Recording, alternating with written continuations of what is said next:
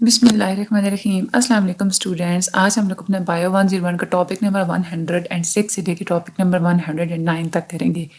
آج کا یہ جو لیکچر ہے نا، اس میں ٹاپک نمبر 106 سے لے کے 109 یہ سارے ٹاپکس ایک دوسرے کے ساتھ لنکڈ ہیں. ٹھیک ہے، اس میں آج ہم لوگوں نے ایولیوشن کے بارے میں بات کرنی ہے. پہلے ہم لوگ 5 سٹیجز پڑھیں گے ایولیوشن کی. بہت زیادہ یہ امپورٹنٹ چیپٹرز ہیں. ساتھ ساتھ میں آپ لوگوں کو لانگ کوسچنس بھی بتاؤں گی، ایم سی کیو بھی بتا دوں گی، اور ساتھ میں آپ لوگوں کو شارٹ کوسچنس بھی بتاؤں گی. ٹھیک ہے، ہم لوگ چلتے ہیں اپنے آج کے لیکچر کی طرف. جن اسٹوڈنٹس نے چینل کو سبسکرائب نہیں کیا ہوا وہ پلیز جلدی سے سبسکرائب کر دیں، کیونکہ جیسے ہی نیا لیکچر آتا ہے تو فوراً سے آپ کو جو ہے نا وہ نوٹیفیکیشن آ جاتا ہے کہ اب نیا لیکچر جو ہے نا وہ آ چکا ہے. ٹھیک ہے، ہم لوگ چلتے ہیں اپنے آج کے ٹاپک کی طرف. ایولیوشن ہوتی کیا ہے؟ ایولیوشن بایولوجی کی وہ برانچ ہوتی ہے جس میں ہم لوگ اسٹڈی کرتے ہیں کہ نسلوں کے اوپر، یعنی کہ اوور دا سکسیسو جنریشنس جتنے بھی بایولوجیکل پاپولیشن ہوتی ہے، جاندار چیزیں ہوتی ہیں، ان کے اندر وراثتی طور پہ کیا کیا کریکٹرسٹکس چینج ہوئی ہیں. ٹھیک ہے، کیسی کیسی تبدیلیاں آئی ہیں، اس کو ہم لوگ بولتے ہیں ایولیوشن. اب یہ جو کریکٹرسٹکس ہوتی ہیں نا، جو کہ ہمیں نظر آ رہی ہوتی ہیں، یہ اصل میں ہمیں پتہ ہے کہ یہ جین کے ہی ایکسپریشن ہوتے ہیں. ڈفرینٹ جینس ہوتی ہیں، وہ خود کو ایکسپریس کرتی ہیں، اس کے مطابق ڈفرینٹ کریکٹرسٹکس ہوتی ہیں. ہم لوگ پہلے بھی پڑھ چکے ہیں، اور ہم لوگ یہ بھی پڑھ چکے ہیں کہ یہ کریکٹرسٹکس پیرنٹ سے آف سپرنگ یعنی کہ بچوں تک ریپروڈکشن کے دوران پاس آن ہوتی ہیں. اب جو ویریشنز ہوتی ہیں نا، وہ کیسے آتی ہیں؟ وہ ایولیوشن سے آتی ہیں. ویریشنز کا مطلب ہوتا ہے تبدیلیاں آنا. تو ایولیوشن سے جو ہے نا وہ ویریشنز آتی ہیں، اور اس وجہ سے بایو ڈائیورسٹی ہوتی ہے. بایو ڈائیورسٹی کا کیا مطلب ہوتا ہے؟ کہ جاندار چیزیں ایک دوسرے سے مختلف ہوتی ہیں. ایولیوشن کی جو پوری ہسٹری ہے نا، اس میں 5 سٹیجز میں اس کو ڈیوائڈ کیا گیا ہے کہ پوری دنیا میں آج تک جتنے بھی ایولیوشن سے ریلیٹڈ اسٹڈی ہوئی ہے، اس میں 5 ایرا گزرے ہیں. ایک پہلی ہے کلاسیکل، دوسرا ہے میڈیول، اس کے بعد ہے پری ڈاروینین، اس کے بعد ہے ڈاروینین ریولیوشن، اور اس کے بعد ماڈرن سینتھسس. یہ آپ لوگوں کا لانگ کوسچن کے حساب سے بہت بہت زیادہ امپورٹنٹ ہے. 5 سٹیجز آف ایولیوشن. ٹھیک ہے، یہ بہت زیادہ امپورٹنٹ ہے. اب ہم لوگ ان 5 سٹیجز کو باری باری اسٹڈی کرتے ہیں. ایک تو یہ آپ لوگوں کا لانگ کوسچن میں ادھر ہی بتا دیا کہ یہ 5 سٹیجز آپ لوگوں کے لانگ کوسچن میں آ سکتی ہیں. ٹھیک ہے، اچھا، سب سے پہلے ہم لوگ پڑھتے ہیں کلاسیکل ایرا. کلاسیکل ایرا سب سے پہلا ایرا تھا. وہ یہ کہتے تھے کہ جتنے بھی لیونگ آرگینزمز ہیں نا، ان کا آپس میں تعلق ہوتا ہے، اور یہ وقت کے ساتھ ساتھ تھوڑے وہ چینج ہوتے رہتے ہیں. ایک طرح کے جو آرگینزم ہوتا ہے، یہ کسی اور طرح کے آرگینزم سے ڈیسینڈ ہو سکتا ہے. ٹھیک ہے، یعنی کہ ایک ڈفرینٹ آرگینزم، مطلب ایک آرگینزم ہے نا، اس کے جو آباء و اجداد ہو سکتا ہے کہ وہ تھوڑا وہ ڈفرینٹ ہو، تو ایک طرح کا آرگینزم کسی اور اندر ٹائپ آف آرگینزم سے بھی ڈیسینڈ ہو سکتا ہے. اس میں جو سائنٹسٹ تھے، دیٹ از لوکریٹس، یہ فلاسفر تھے کلاسیکل ایرا کے. تو یہ آپ لوگوں کا ایم سی کیوز ہو گیا کہ لوکریٹس کس کے جو ہے وہ فلاسفر تھے؟ کلاسیکل ایرا کے فلاسفر تھے. یہ کلاسیکل ایرا ہو گیا. اس کے بعد آگے ہم لوگ چلتے ہیں میڈیول ایرا. میڈیول ایرا کا ان کا یہ کنسیپٹ ہوتا تھا کہ ان کے جو کنسیپٹس ہیں نا تھوڑے ڈفرینٹ ہے کلاسیکل کے آئیڈیاز. ان کا یہ بلیف ہوتا تھا کہ دنیا کے اندر پائی جانے والی جتنی بھی زندگی کی فارمز ہیں نا، جو قسمیں ہیں، یہ ساری فکس ہیں. ٹھیک ہے، ان کو ہم لوگ فکسڈ نیچرل پاسبلٹیز بھی اس کو کہا جاتا ہے. اور یہ کہتے ہیں کہ جتنی بھی لائف فارمز ہیں وہ شروع وقتوں سے لے کے اب تک بالکل فکس ہیں، کوئی چینجز نہیں آئیں، اور آخر تک بھی بالکل سیم ہی رہیں گی. ارسطوٹل اس میں تھوڑا کنسیپٹ دیا تھا کہ لیونگ تھنگس کی نیو ٹائپس بھی آ سکتی ہیں. تو میڈیول ایرا میں ارسطوٹل نے اس میں کنسیپٹ ایڈ کیا تھا. تو یہ آپ کا ایم سی کیوز ارسطوٹل والا میڈیول پیریڈ کے ساتھ جڑا ہوا ہے. اس کے بعد آ گیا تھا پری ڈاروینین پیریڈ. پری ڈاروینین پیریڈ یہ 17 سینچری میں اسٹارٹ ہوا تھا، جب فلاسفر اور سائنٹسٹ نے یہ ایکسپلین کرنا اسٹارٹ کیا تھا کہ ہمارا جو نیچرل فنامنا ہوتا ہے نا، ہم لوگ اس کو فزیکل لاز کی فارم میں ہم لوگ اس کو، یعنی کہ قدرتی طور پہ کچھ قانون پائے جاتے ہیں، فزیکل لاز ہوتے ہیں، اس کے مطابق انہوں نے نیچرل فنامنا کو ایکسپلین کرنے کی کوشش کی تھی.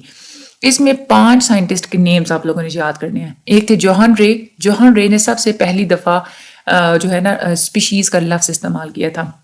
پھر اس کے بعد دوسرے سائنٹسٹ تھے 1735 میں لیناس.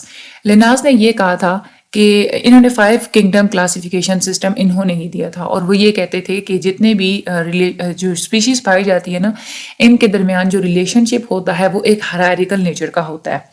ٹھیک ہے، ہرائرکی کی فارم میں تمام اسپیشیز کے درمیان ریلیشن شپ پایا جاتا ہے، اور انہوں نے 5 کنگڈم کلاسیفیکیشن سسٹم دیا تھا. تیسرے سائنٹسٹ تھے پری ڈاروینین ایرا کے، دیٹ از بفن. بفن یہ کہتے ہیں کہ اسپیشیز خود کوئی ڈفرینٹ قسم کے آرگینزمس ڈی جنریٹ کر سکتی ہیں. ٹھیک ہے, یعنی کہ ضروری نہیں ہے کہ ایک اسپیشیز جب وہ آ کے اس کی جو اولاد ہوگی کہ تو سیم ویسے ہی ہوگی, ایسا نہیں ہوتا, تھوڑے سے ڈفرینٹ آرگینزمس ہو سکتے ہیں. اس کے بعد چوتھے سائنٹسٹ تھے ایراسمس ڈارون. ایراسمس ڈارون یہ کہتے تھے کہ جتنے بھی وارم بلڈڈ اینیملز ہیں یہ ایک ہی طرح کے مائکرو آرگینزم سے ایوالو ہوئے ہیں. یہی تو کہتے تھے کہ انسان جو ہے نا یہ پہلے ایک جراثیم تھا, ٹھیک ہے, بیکٹیریا تھا, اور اس میں چینجز وغیرہ آتی گئی اور اس وجہ سے جو ایولیوشن وغیرہ ہوتی گئی تو انسان بن گیا. پھر اس کے بعد آخری جو اس ایرا کے جو سائنٹسٹ تھے 1809 میں وہ تھے جین بیپٹسٹ لمارک. جین بیپٹسٹ لمارک نے یہ کہا, انہوں نے سب سے پہلی ایولیوشنری اسکیم بتائی تھی. انہوں نے تھیوری دی تھی, theory of changes and mutations over time, یعنی کہ وقت کے ساتھ ساتھ چینجز یا تبدیلیاں وغیرہ ہوتی رہتی ہیں. تو یہاں پہ آ کے جو میڈیول پیریڈ کا جو کنسیپٹ تھا نا کہ فکسڈ کریشن ہوتی ہے, یہاں پہ آ کے فکسڈ کریشن کا کنسیپٹ بالکل ختم ہو گیا تھا. اور لیکن یہ ہے کہ یہ جو پری ڈارونین کی جو تھیوری تھی اس کے خلاف لوگوں نے مزاحمت بھی بڑی کی تھی, اس کو ایکسیپٹ نہیں کرتے تھے. تو پری ڈارونین میں کون سے سائنٹسٹ ہیں اور ہر سائنٹسٹ کا کیا کیا کام تھا یہ آپ لوگوں نے اچھے طریقے سے یاد کرنے ہیں. اس کے بعد تیسری اسٹیج آ جاتی ہے ڈارونین ریولیوشن. ڈارونین ریولیوشن تھا کہ میلتھس نے کنسیپٹ دیے تھے پاپولیشن کی گروتھ کے بارے میں. وہ انہوں نے بڑا ایک ان کی تھیوری ہے, سوشیولوجی میں ہم لوگ اس کو پڑھتے ہیں کہ پاپولیشن جو گرو کرتی ہے نا اس میں اور ریسورسز کے درمیان جو اسٹرگل, وہ ریسورسز کے لیے جو اسٹرگل کرتے رہتے ہیں, ان دونوں میں آپس میں تعلق ہوتا ہے. میلتھس یہ کہتے تھے. میلتھس کی کنسیپٹ کی بیسس پہ آگے اس کے بعد جو ہے نا میلتھس کی انسپائریشن سے ہی چارلس ڈارون نے ایک تھیوری دی تھی, تھیوری آف نیچرل سلیکشن 1859 میں. ڈارون کے جو آئیڈیاز تھے ان آئیڈیاز کو ہیومنس کے اوپر اپلائی کرنے والے ہیگزلے تھے. ہیگزلے نے کیا کیا تھا کہ پیلیونٹولوجی کو, یعنی کہ فاسلز فیولز وغیرہ, جو پرانے جو فاسلز وغیرہ تھے ان کو اسٹڈی کیا, اور کمپیریٹیو اناٹومی یعنی کہ انسان کا جو اندرونی جتنی بھی ہوتے ہیں نا اسٹرکچرز وغیرہ, آرگنس وغیرہ, ان کو کمپیئر کیا تھا پہلے والے جو آرگنزمز ہوتے تھے ان کے ساتھ. ٹھیک ہے, اور یہی کہتے تھے کہ یہ natural theory of natural selection کو انہوں نے اپلائی کیا تھا اس طرح سے ہیومنس کے اوپر. اس کے بعد گریگر مینڈل نے آپ کو پتا ہے کہ لا آف جینیٹکس بتایا تھا. مینڈل کے ہم لوگوں نے پڑھ بھی چکے ہیں ہم لوگ کافی سارا اس کے بارے میں. Law of independent assortment, law of segregation, وہ سب کچھ انہوں نے دیا تھا. پھر اس کے بعد ویز مین آ گئے. ویز مین نے سب سے پہلی دفعہ انہوں نے بتایا تھا کہ جرم سیلز اور سومیٹک سیلز کے درمیان ایک ڈفرینسز پائے جاتے ہیں, اور جتنے بھی وراثتی کریکٹرسٹکس آگے پاس آن ہوتے ہیں وہ جرم لائن سیلز کے تھرو ہوتے ہیں. پھر اس کے بعد ایک اور ان کے جو سائنٹسٹ تھے اس ایرا کے, دیٹ از اے ڈی ویرائز. ڈی ویرائز نے کہا تھا کہ جتنا بھی ہیریٹیبل میٹیریل ہوتا ہے نا, وہ میٹیریل جو کہ آگے وراثت کی فارم میں کریکٹرسٹکس کو پاس آن کرتا ہے, وہ سارا کا سارا نیوکلیس کے اندر پایا جاتا ہے اور وہ سیل کے سائٹوپلازم میں ٹرانسفر ہو جاتا ہے. تو ڈارونین ریولیوشن میں یہ والے سائنٹسٹ کے نیمز آپ کو یاد ہونا چاہیے. پہلے میلتھس کی تھیوری, اس کے بعد چارلس ڈارون کی, پھر ہیگزلے کی, پھر گریگر مینڈل کی, پھر ویز مین کی, اور اس کے بعد ڈی ویرائز کی. تو یہ آپ لوگوں نے اچھے طریقے سے نیمز یاد رکھنے اور کون سے سائنٹسٹ کا کیا کام ہے یہ آپ لوگوں نے یاد رکھنے ہیں. اس کے بعد آخری جو ایرا ہے نا ایولیوشن کا, دیٹ از اے ماڈرن سائنٹسس. یہ ابھی کرنٹ ایج ہے, یعنی کہ ہم ابھی جس ایج میں کھڑے ہیں نا ایولیوشن کی, یہ ماڈرن سائنٹسس ہے. ماڈرن سائنٹسس کیا کرتے ہیں کہ مینڈل نے جو دیا تھا نا پاپولیشن جینیٹکس کا, انہوں نے جو کنسیپٹ دیا تھا law of independent assortment, law of segregation, یہ اس کو اور نیچرل سلیکشن کی تھیوری کو آپس میں کنیکٹ کر دیتے ہیں, ایک ہی تھیوری بنا دیتے ہیں, اور اس تھیوری کو ہم لوگ بایولوجی کی ہر برانچ کے اوپر اپلائی کر سکتے ہیں. واٹسن اینڈ کرک نے اپنا ڈی این اے کا اسٹرکچر انہوں نے پریزنٹ کیا تھا, تو وہ بھی ماڈرن سائنتھسس میں ہی آتا ہے. تو خیر کوئی بھی اسٹڈی کی جاتی ہے نا, جب بھی ایولیوشن کی اسٹڈی کے لیے ہمیں مختلف قسم کی اور بھی ایویڈنسز اکٹھے کرنے پڑتے ہیں.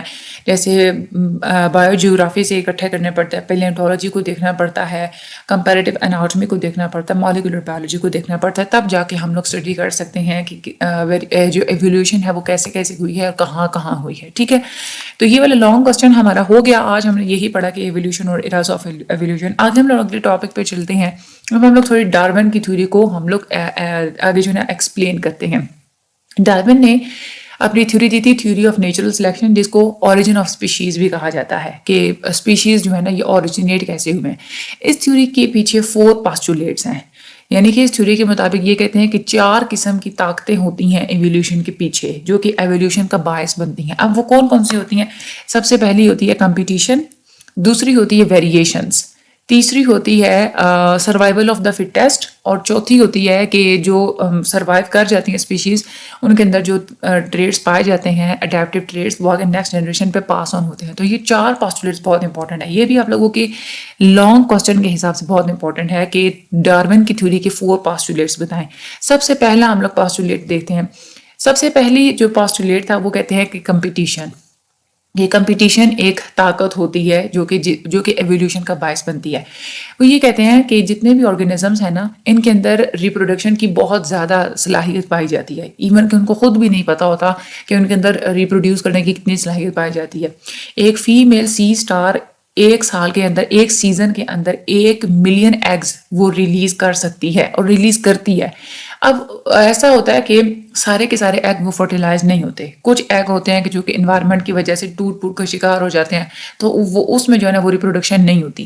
اگر وہ سارے کے سارے فرٹیلائز ہو جائے تو ان کی فیمیل سی اسٹار کی نسل اتنی زیادہ بڑھ جائے کہ 1 سال کے اندر بہت زیادہ، یعنی کہ 1 ملین جو ہے نا ایک اڈلٹ ریپروڈکٹیو سی اسٹار بن جائیں گے. اور اس سے کیا ہوگا کہ ہماری ہیبیٹیٹ کے اندر پائے جانے والے جتنے بھی ریسورسز ہیں اس کے اوپر پریشر پڑے گا، اور ہمارا ایکو سسٹم سسٹین نہیں کر سکے گا اس بہت زیادہ پریشر کو.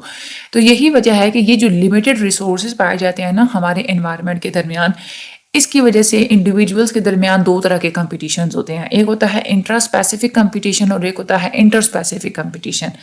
انٹر اسپیسیفک کمپٹیشن کا یہ مطلب ہوتا ہے کہ ڈفرینٹ چیزوں کے لیے ڈفرینٹ انڈیویجولس کے درمیان کمپٹیشن ہونا، اور انٹر اسپیسیفک کمپٹیشن ہوتا ہے کہ اسپیسیفکلی ایک جیسے ہی آرگینزمس کے درمیان میں کمپٹیشن ہونا.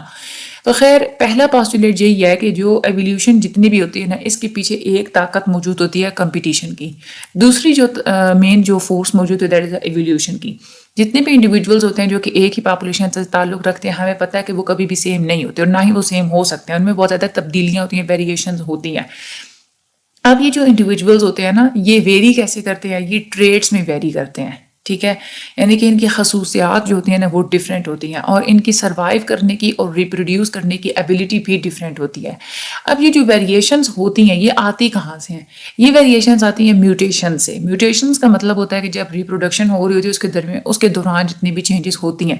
اب یہ میوٹیشنز کبھی کبھار ایسا ہوتا ہے کہ نقصان دہ بھی ہوتی ہیں، ڈس ایڈوانٹیجز بھی ہوتے ہیں، کبھی کبھار ہوتا ہے کہ بینیفیشل ہوتی ہیں. ٹھیک ہے، اب وہ میوٹیشنز بلکہ کچھ میوٹیشنز ایسے بھی ہوتی ہیں جو کہ نہ ہی ہارمفل ہوتی ہیں نہ ہی یہ ہیلپ فل ہوتی ہیں کسی بھی انسان کے سروائیول کے لیے. اب یہ جو ویریشنز ہوتی ہیں نا دوسری آف اسپرنگ پہ پاس آن ہو جاتی ہیں. اب وہ انڈیویجولز جن کے اندر بینیفیشل اور ہیلپ فل ویریشنز پائے جاتے ہیں وہ زیادہ اچھا پرفارم کرتے ہیں ایز کمپیئر ٹو دوز جن کے اندر وہ ویریشنز نہیں پائی جاتی. تو بینیفیشل ویریشنز کی وجہ سے جو بینیفیشل جو انڈیویجولز ہوتے ہیں وہ زیادہ، ان کی پاپولیشن زیادہ انکریز ہوتی ہے. مینڈل یہی کہتے ہیں کہ کچھ جینز جو ہوتے ہیں نا وہی رسپانسبل ہوتے ہیں ان ٹریٹس کے. ٹھیک ہے، اور یہی پھر جو جینز ہوتے ہیں نا، مطلب یہ جو مختلف ٹریٹس ہوتی ہیں یہ وراثت میں آگے بچوں کو کیسے ملتی ہیں کہ جینز کے ٹرانسفر ہونے کی وجہ سے ملتی ہیں. تو یہاں پہ جو ہے نا وہ فینامنا لگایا جاتا ہے انڈیپینڈنٹ اسارٹمنٹ کا اور کراسنگ اوور کا. ٹھیک ہے، ہم نے پہلے بھی ہم لوگ بڑا اس میں پچھلے لیکچرز میں اگر آپ لوگوں کو یاد ہو مڈ ٹرم کے لیکچرز میں ہم لوگ اس کو اسٹڈی کر چکے ہیں کہ انڈیپینڈنٹ اسارٹمنٹ اور کراسنگ اوور کی وجہ سے ویریشنز آتی ہیں. تو مینڈل کا جو ورک تھا وہ کنفرم کر دیتا ہے کہ جتنی بھی ایولیوشن ہوتی ہے نا وہ کراسنگ اوور اور انڈیپینڈنٹ اسارٹمنٹ کی وجہ سے ہوتی ہے، اس کی وجہ سے ویریشنز آتی ہیں. تو یہاں سے یہ بات ثابت ہوتی ہے کہ جو دوسرا پاسٹولیٹ پایا جاتا ہے دیٹ از اے ویریشنز کی وجہ سے بہت ایولیوشن ہوتی ہے. ایولیوشن کے پیچھے ایک ویریشن کی بھی طاقت موجود ہوتی ہے. اب ہم لوگ کیا کرتے ہیں، تیسرے دیکھتے ہیں سروائیول آف دا فٹیسٹ. اچھا، یہ تو ہم لوگوں نے یہ دیکھا کہ ایولیوشن کمپٹیشن کی وجہ سے اور ویریشن کی وجہ سے ہوتی ہے. اوپر والے 2 پوائنٹس میں ہم لوگ پڑھ چکے ہیں. اب اس کی وجہ سے کیا ہوتا ہے کہ کچھ انڈیویجول زیادہ کمپیریٹیو ہو جاتے ہیں، ان کے اندر زیادہ کیپیبلٹی ہوتی ہے سروائیو کرنے کی اپنے ہیبیٹیٹ میں، اور کچھ ایسے انڈیویجولز ہوتے ہیں جو کہ زیادہ کمپیٹ نہیں کر سکتے، زیادہ سروائیو نہیں کر سکتے، وہ کمزور رہ جاتے ہیں کیونکہ ان کے اندر جو بینیفیشل ٹریٹس ہیں نا وہ نہیں آئی ہوتی. اب کچھ جو انڈیویجولز ہوتے ہیں نا وہ لمیٹڈ ریسورسز کی وجہ سے اور کمپٹیشن کی وجہ سے ایوالو کر چکے ہوتے ہیں، ان میں بہت اچھی ٹریٹس پائی جاتی ہیں. تو یہ والے جو انڈیویجولز ہوتے ہیں یہ تو پاپولیشن گروتھ بھی ان کا بہت زیادہ ہوتا ہے اور یہی اپنی پاپولیشن کو بڑھاتے ہیں. دوسری طرف وہ والے جو انڈیویجولز ہوتے ہیں جن کے اندر یہ بینیفیشل ٹریٹس نہیں پائی جاتی، ان کی پاپولیشن کو گرو کرنے کا ریٹ بہت کم ہوتا ہوتا ہے, بہت کم گرو کرتے ہیں, اور اگر وہ گرو کرتے بھی ہیں تو کیونکہ انوائرمنٹ کا لمیٹڈ ریسورسز کا مقابلہ کرنے کے لیے ان کے اندر ویریشنز ہی موجود نہیں ہیں, تو وہ کیا کرتے ہیں, ختم ہوتے چلے جا رہے ہوتے ہیں. تو اس کا مطلب کیا ہوتا ہے کہ ریپروڈکشن کی وجہ سے ویریشنز ایک تو ہمیں ملتی ہیں, اور ایسی ٹریٹس ملتی ہیں جس سے ہم لوگ آگے مزید سکسیزفل ریپروڈکشن کر سکتے ہیں. اس کو ہم لوگ کہتے ہیں کہ وقت کے ساتھ ساتھ اڈیپٹ ہونا. اور یہ وجہ جو ڈارون تھیوری ہے, یہاں سے ہمیں تیسرا پاسٹولیٹ ملتا ہے, سروائیول آف دا فٹیسٹ, کہ صرف وہی انڈیویجولز, وہی اسپیشیز زندہ رہ سکتے ہیں جن کے اندر ایڈوانٹیجیس ٹریٹس پائی جاتی ہیں, اور وہی آگے ایوالو کر سکتی ہیں. آخری جو پاسٹولیٹ ہے نا اس تھیوری کا, تھیوری آف نیچرل سلیکشن کا, وہ یہ ہے کہ یہ جو اڈیپٹیو ٹریٹس ہوتی ہیں, یعنی کہ ایک انسان کے اندر ساری بینیفیشل ٹریٹس آ گئیں, اب وہ ٹریٹس صرف اس کے اندر نہیں پائی جاتی ہیں, وہ اس کی آگے اگلی نسلوں تک, نیکسٹ جنریشن پہ ٹرانسفر ہو جاتی ہیں. ایک دفعہ ایک انسان جس نے ریپروڈکشن کی وجہ سے بینیفیشل ٹریٹس حاصل کر لیں, اب اس سے کیا ہوگا, صرف وہی انسان سروائیو نہیں کرے گا بلکہ اس کی جو اگلی جو جنریشنز ہیں ان میں بھی وہ والی اپنی جو ٹریٹس ہیں نا, اڈیپٹیو ٹریٹس, وہ پاس آن کر دے گا. دوسری طرف وہ انسان, وہ انڈیویجول جن کے اندر میل اڈیپٹیو ٹریٹس پائی جاتی ہیں, یعنی کہ ہارمفل ٹریٹس پائی جاتی ہیں, ایک تو وہ یہ ہے کہ لیس کمپیٹیو ہوں گے, اور دوسرا یہ کہ ریپروڈیوس بھی ٹھیک طریقے سے نہیں کر سکیں گے, اور ہر بڑھتی ہوئی جنریشن کے ساتھ ساتھ وہ جو پاپولیشن جن کے اندر میل اڈیپٹیو ٹریٹس پائی جاتی ہیں وہ کم ہوتی چلی جائیں گے, اور اس زمین سے ختم ہوتی چلی جائیں گی. یہ والا جو پروسیس ہوتا ہے انڈیویجول یا ٹریٹس کے سلیکشن کا, اس کو ہم لوگ نیچرل سلیکشن کہتے ہیں. ٹھیک ہے, یعنی کہ جو فٹیسٹ انڈیویجولس ہوتے ہیں وہی سلیکٹ ہو کے اگلی جو ہے نا وہ پاس آن ہوتے رہتے ہیں, انہی کی آگے نسل بڑھتی رہتی ہے, سلیکٹ ہو کے آگے ہی جو ہے نا وہ ان کی نسل بڑھتی رہتی ہے, باقیوں کی نہیں بڑھتی. یہ والی جو سلیکشن ہوتی ہے یہ کیسے ہوتی ہے, اس میں مختلف قسم کے فیکٹرز ہوتے ہیں, کلائمیٹ کی چینج, فوڈ کی سٹوریج, واٹر کی سٹوریج, اور مختلف قسم کے سٹریسز وغیرہ, دباؤ وغیرہ, اس کی وجہ سے یہ سارے سلیکشن ہوتی ہے. اور اس سے جو وہ والے اسپیشیز جن کے اندر اڈیپٹیشنز نہیں ہوتی یا خراب اڈیپٹیشنز ہو جاتی ہیں وہ کیا ہو جاتے ہیں, ایکسٹنکٹ ہو جاتے ہیں. آگے ہم لوگ پڑھتے ہیں یہاں پہ الفریڈ رسل ویلس کی کنٹریبیوشنز ہیں. الفریڈ رسل ویلس کو مانا جاتا ہے کہ یہ تھیوری آف نیچرل سلیکشن کے کو ڈسکورر ہیں, یعنی کہ نیچرل سلیکشن کی تھیوری جیسا ہی انہوں نے ڈسکوری دی تھی. انہوں نے ڈیٹا اور مختلف قسم کے اسپیسیمنز ایمیزون سے اور میلے آرکیپلیگو سے انہوں نے اکٹھا کیا تھا. ویلس نے الگ سے انہوں نے یہ کہا تھا کہ جو پاپولیشنز ہوتی ہیں نا یہ پریشر ڈالتی ہے ریسورسز کے اوپر, اپنے ہیبیٹیٹ کے ریسورسز کے اوپر, ساری پاپولیشن آپس میں کمپیٹ کرتی رہتی ہیں, مقابلہ کرتی رہتی ہیں چیزیں حاصل کرنے کا. اور پھر کیا ہوتا ہے کہ ان کی اگر ماحول میں کوئی چینجز وغیرہ آتی ہیں تو اس کی وجہ سے جتنے بھی انڈیویجولز ہوتے ہیں ان کے درمیان ویریشنز یعنی کہ تبدیلیاں آتی رہتی ہیں. ان کی جو تھیوری ہے نا یہ تھوڑی سی ڈفرینٹ ہے as compare to the natural selection.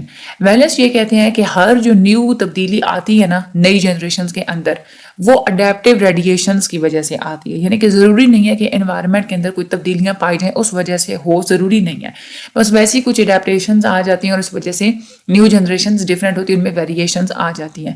لیکن جو ڈارون تھے وہ یہی کہتے تھے کہ اس ماڈیفیکیشن میں انوائرمنٹ کا ہاتھ ہوتا ہے. ٹھیک ہے, وہ یہ کہتے تھے کہ اڈیپٹیو سگنیفیکینس کے اوپر وہ نا تھوڑا وہ انسسٹ کرتے تھے.